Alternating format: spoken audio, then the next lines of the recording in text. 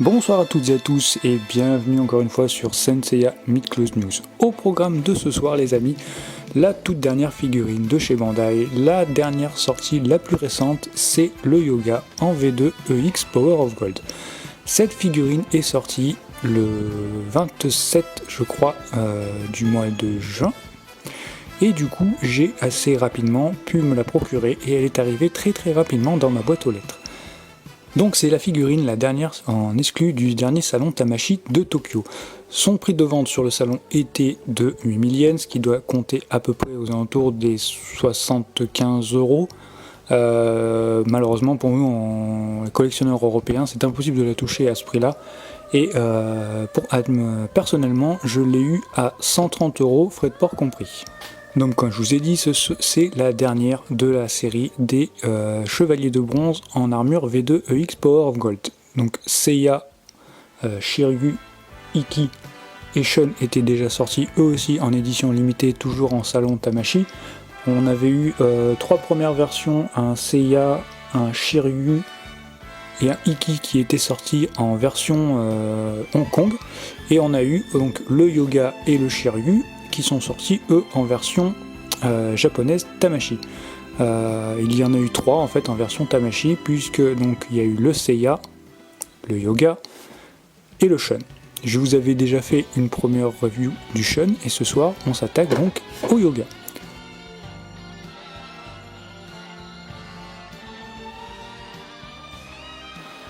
Au niveau de la boîte, vous pouvez voir donc c'est la boîte avec le style graphique représentatif de les V2 EX en version japonaise.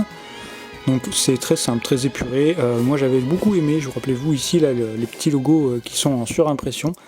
Logo Tamashii Quality et Tamashii Nation. Vous pourrez remarquer là sur le côté donc toutes les écritures, là, la Mid-Close EX, là, le logo de Senseiya, le logo EX, là, ce qu'on a retrouvé ici, le Tamashii Nation 2020 de Tokyo.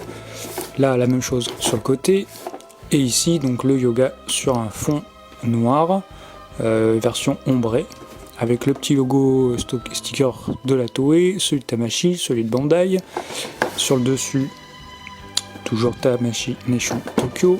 Et sur le dessous, des petits avertissements et compagnie en version japonaise. Voilà. Du coup, j'ai fait l'exclusivité de l'ouvrir avec vous. Vous pouvez voir qu'elle n'a pas encore été ouverte. J'ai mon petit outil qui traîne sous la main et on attaque directement ensemble pour l'ouverture de la boîte.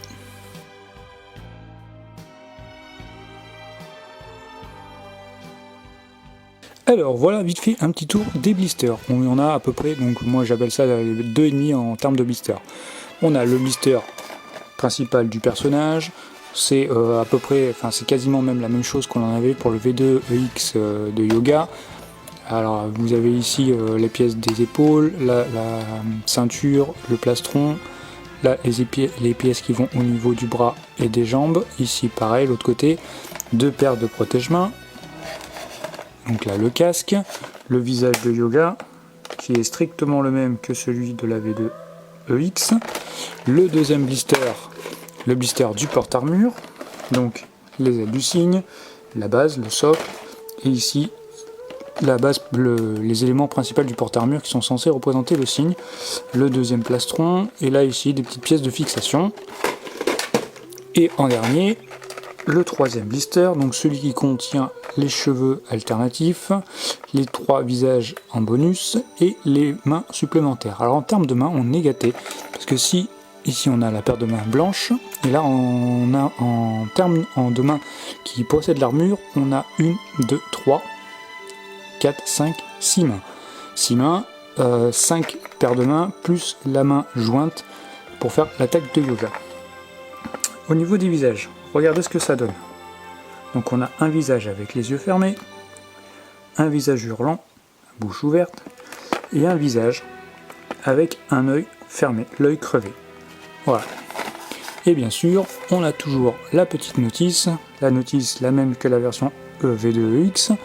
Et je l'ai déjà redit plusieurs fois, mais je le redirai encore une fois, quand on se retrouve avec des figurines qui sont en édition limitée comme ça, avec un packaging qui est vraiment atypique et qui est vraiment plus classe que d'habitude, pourquoi ne pas se casser le cul à faire une notice qui soit dans la même typologie, qui soit dans la même charte. C'est dommage, toujours, c'est vraiment le plus gros défaut que je trouve à Bandai. Bref, je passe. Allez, je prends le temps d'ouvrir tous ces petits blisters en off et on se retrouve tout de suite pour le montage de la figurine.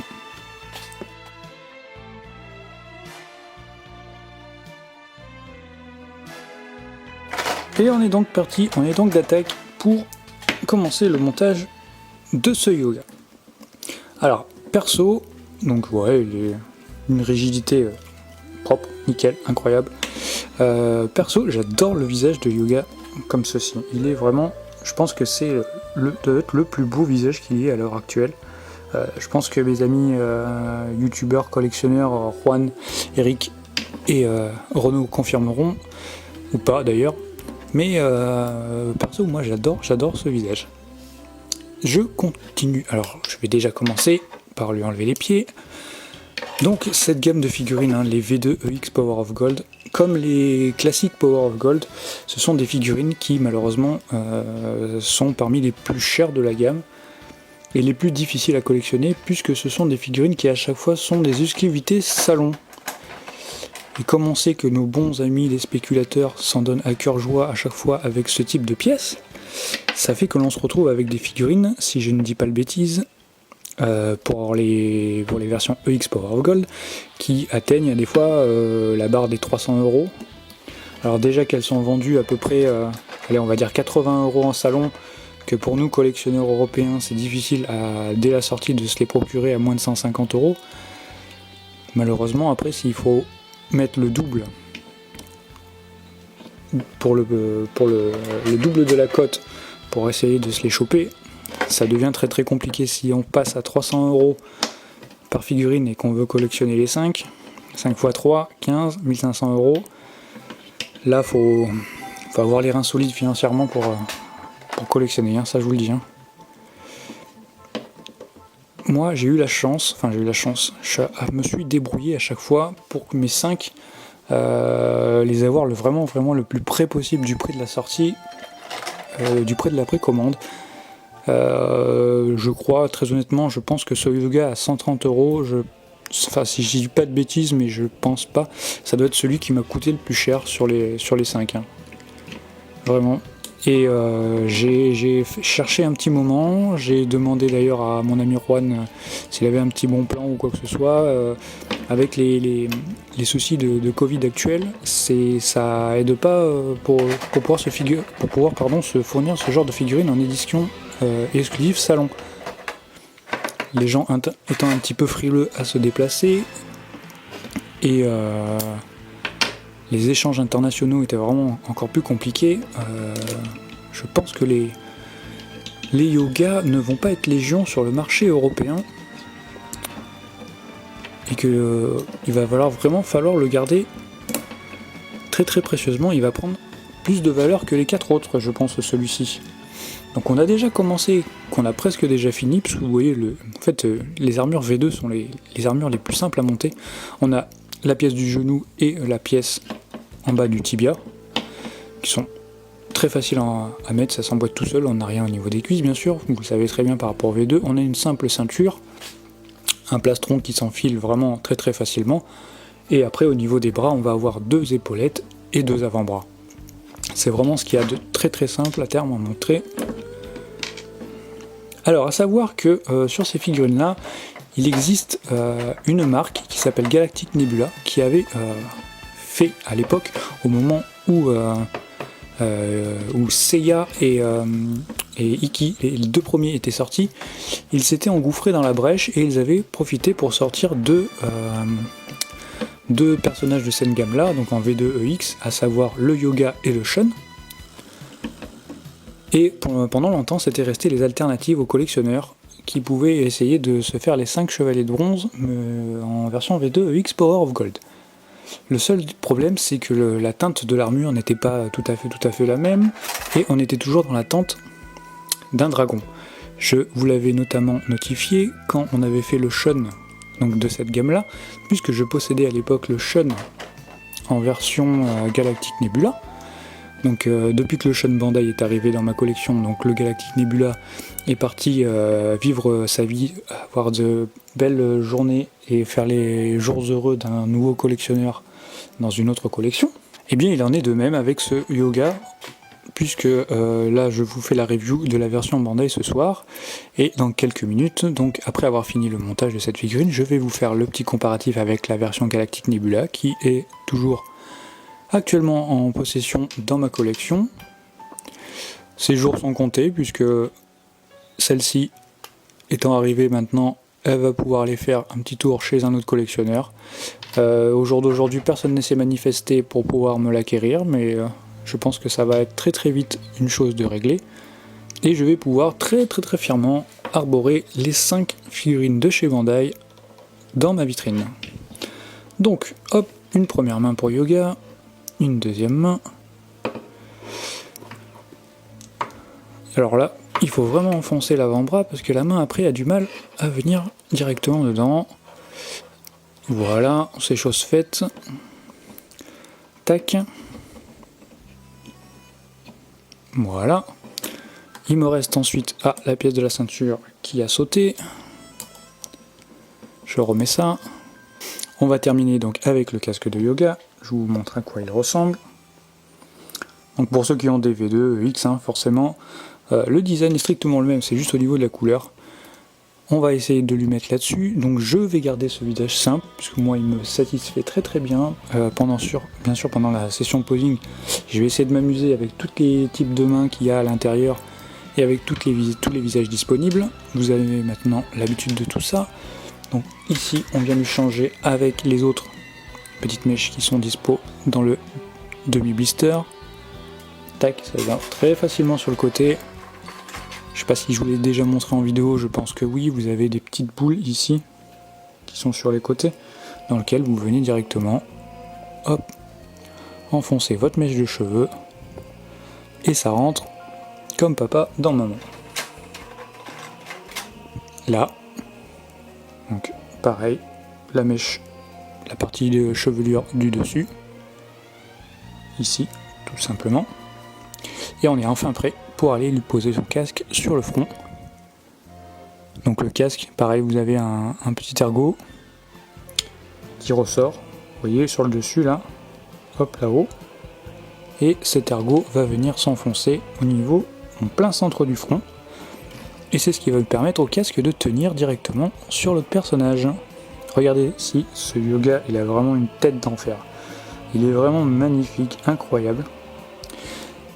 C'est autre chose que le visage de chez Xseed, avec leur résine dégueulasse là. On a beau dire, mais là, Bandai sur ce coup-là, ils ont fait du bon travail, je trouve. La tête est magnifique. Cette tête va venir ensuite s'emboîter dans le coup d'origine.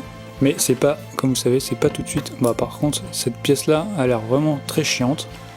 Parce qu'à peine je touche, elle a tendance très vite à sauter. Donc il va falloir que je trouve un moyen pour me faire tenir ça de façon un peu plus optimale. Voilà ce que ça donne pour un premier jet rapidement sur une première pré-pause, on va dire, pour notre ami Yoga en V2X Power of Gold. Personnellement, j'aime beaucoup cette couleur, qui est vraiment sur, on va dire, un mix entre le jaune des chevaliers d'or et quelque chose d'assez plus pâle, presque la couleur d'un chevalier d'or OCE. En fait, la teinte de l'armure se rapproche beaucoup plus d'un chevalier d'or typé OCE que d'un chevalier d'or classique. Vous pouvez voir, bon après ça reste du classique, mais ce Yoga est vraiment très beau. Moi j'aime vraiment beaucoup. Donc là je me rends compte que j'ai oublié la pièce ici pour pouvoir le fermer dans le dos.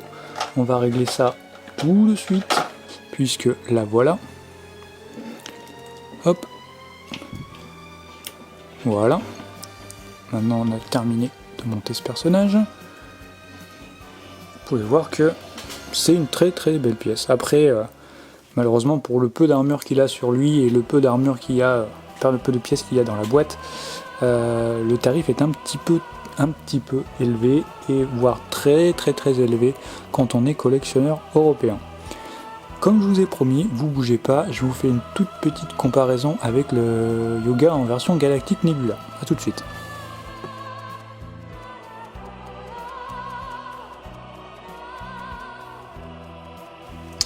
Et voici les deux versions du personnage en version Power of Gold. Alors certes, peut-être qu'en caméra vous aurez tendance à vous dire que celui-ci est du plus bel effet comparé à l'autre, puisqu'il est d'un jaune beaucoup plus étincelant. Il a l'air de faire beaucoup plus envie que celui-ci. En termes de finition, clairement Galactic Nebula avait fait du très bon travail. La figurine était très sympa. Le seul souci, c'est que donc l'armure était entièrement en plastique et dans un plastique qui n'était pas d'une qualité exceptionnelle. Un plastique assez fragile, comme vous pouvez le voir, ça a tendance à sauter assez facilement, surtout quand on manipule un petit peu la figurine. Il faut vraiment essayer de lui donner une pose, la pose la plus proche de ce que l'on veut, et après on évite vraiment d'y toucher. Donc en termes de tarifs, je pense qu'une Galactic Nebula reste encore beaucoup moins chère que ce que l'on peut trouver au niveau de ce Yoga, surtout que lui, je veux pas m'avancer, je veux pas prétendre quelque chose, mais il va vraiment exploser en termes de prix. Sur une Galactic Nebula, moi à l'époque j'ai payé ça 60-65 euros. Tandis que là, donc bien sûr là pour l'instant, actuellement pour un européen, c'est le double du prix. Le corps aussi est dans un plastique d'une qualité assez discutable. Au niveau des visages, je crois que les visages avaient quasiment été sur le sculpte du Yoga V2, donc on est sur quelque chose de très proche par rapport au Bandai. Là où le souci c'est que si jamais vous arrivez à acquérir un ou deux exemplaires en Bandai officiel, vous pourrez très difficilement exposer ces versions pirates à côté. Comme vous pouvez le voir, le jaune, la teinte de l'armure jaune est vraiment très différente. Et ce qu'il faut savoir aussi, c'est que Galactic Nebula a malheureusement sorti que le Yoga et que le Shun de cette collection là. Ils auraient sorti les 5. Il aurait été possible d'envisager une collection alternative, c'est-à-dire de prendre les 5 en version Galactic Nebula au lieu de prendre les 5 en version Bandai. Malheureusement, vous êtes obligé de faire un mix, et le mix passe très mal. Je sais que ça en fera tiquer beaucoup plus d'un, mais pour avoir un souci de beauté et de cohérence de collection, je ne peux que vous conseiller de malheureusement vous engager sur une collection full Bandai. En termes de prix, il va falloir vraiment faire attention, parce que certaines deviennent très onéreuses. Soit vous êtes sûr de pouvoir acquérir les 5 et vous vous lancez dedans, mais sinon vous laissez tomber. Vous ne le lancez pas dans l'idée d'en avoir un ou deux en version Power of Gold.